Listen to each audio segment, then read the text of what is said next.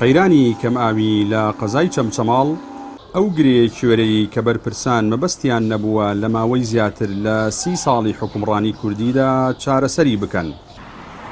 گەر لە شوێنێکی بەرزەوە بڕوانیتە سەربانی خانووی چەمچەماڵەکان، بوونی زیاتر لە چەند تانچیەک لە سەربانی هەر ماڵێک سەرمێنەری ئەو ڕاستیەیە کە سەرەڕای چەندین جار بەڵێنی بەرپرسان هێشتا قەیرانی کەمی و نەبوونی ئاو لەو قەزایەدا بەردەوامی هەیە. هاوڵاتیان دەڵێن سەرەڕای ئەوەی ناوچەکەیان دەوڵەمەندە بە سامانی سروشتی، بەڵام دۆخی پێدانی ئاویان لەو پەڕی خراپیدایە. وڵا بەعام ئەو وەزعیاومان خراپ و باش نەبوو بڵێ لە ئاو لە دەڕۆژ هەتا 9 ڕۆژ جارێ اینجا ئەومان هات، یعنی هیچ کەسێ ئەوە بەشی ناکات. 10 ڕۆژ تەنشێ لە سەربان بەم گەرمای هاوینە خۆ لێدا دەبێ بەشتی بکاوەکەی چی لێ بێت بەم گەرمایە. تقریبا لە 3 ساعت بۆ 4 ساعت هەر ئەو پەڕی ئەو ناوە درێ، زیاتر نییە. ناوەڵا بەشی ناکات، یان باڵێ یان دەبێ بیکڕیان ژیانمە بەبیری هاوسەکانمانە کە بیریان هەیە بۆ ئەیدەنە ماڵەکان بڵێ ئەوە باشترێکە، ینی ئەنا هیچی بەشی ناکا بڵێ بەش خۆی بکات. سپاس بۆ خۆی گەورە ئێمە خۆمان بیرمانێ، سپاس بۆ خۆی ئێمە باشین، بەس وەڵی هاوسەکانمان لە ڕزالەتن.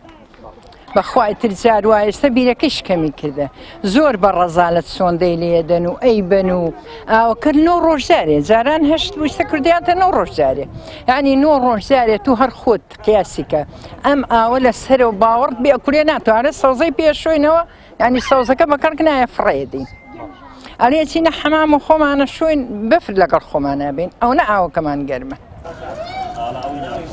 بەشێکی تر لە هاوڵاتیان باس لەوە دەکەن سەرەڕای دەیان قەیرانی دروستکراوی دیکە، قەیرانی نەبوونی ئاویش لەم وەرزە گەرمەدا تەنجی پێ هەڵچنیون.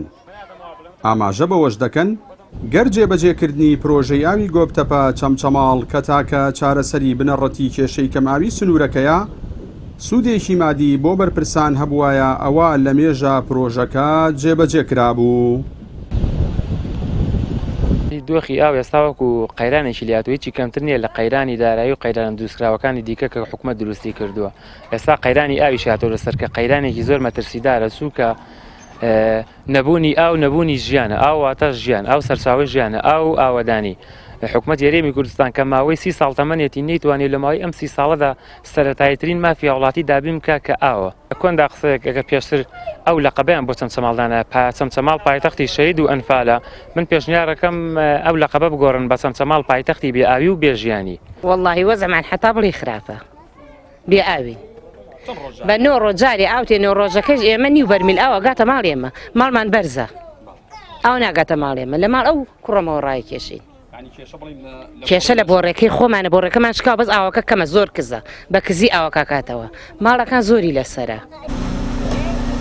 بەردەوامی قەیرانی ئاو لە قەزای چەمچەماڵ و ناحیەکانی دەوروبەری لە کاتێکدایە کە لە سەرەتای وەرزی هاوینی ئەم ساڵدا ساسان عەونی وەزیری شارەوانی حکوومەتی هەرێم بەڵێنی دابینکردنی بڕی 11 ملیار و 581 ملیۆن دیناری بۆ چارەسەری کاتی کێشەی کەمئاوی لەم وەرزەدا بۆ سنوورەکەدا.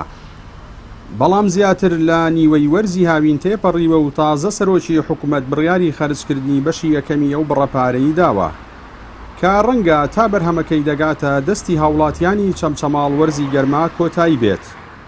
ئەمەش دەرخەری بێپلانی حکوومەتە بۆ ڕوبەڕووبوونەوەی قەیرانەکان. جەلال جەباری، کەناڵی ئاسمانی پەیام، چەمچەماڵ.